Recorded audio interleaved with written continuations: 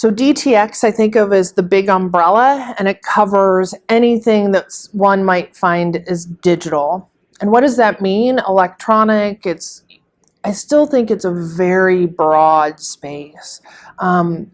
Is digital electronic health records? So then we add on the word therapeutic. So digital therapeutic, that means we're likely going to use that technology to manage, treat, or prevent. And then we go a level deeper, and then you have the subcategory within DTX of PDTs. And those are the products that went after the 510(k) authorization with the FDA. And there are two types. There's the 510(k) de novo, which means you're the first, and then there's the predicate application, meaning you're going in behind somebody.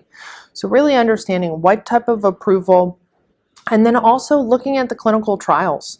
The FDA does look, I think there is perception out there that the 510(k) pathway is just really not one to evaluate efficacy, but one for safety. I would say that's true in the predicate pathway, but not necessarily in the de novo pathway. It's a rigorous process, and the FDA is continually refining it.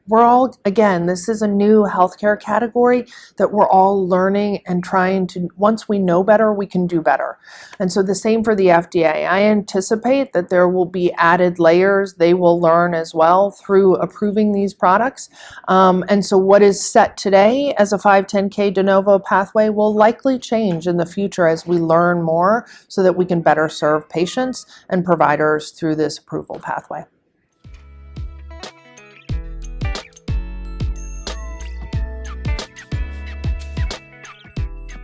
I hope so. I hope next year is the year for digital therapeutics. I hope we're going to see one of the big three genuinely put a PDT on their digital formulary and embrace this and see what it really can do in patient populations who, again, are looking for non-pharmacologic interventions or, quite frankly, have exhausted all other treatment options in a chronic condition.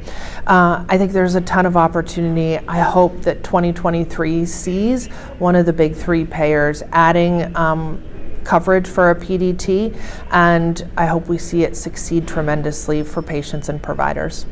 And just to clarify, the big three players? Yep, so I would say Evernorth, Caremark, and Optum.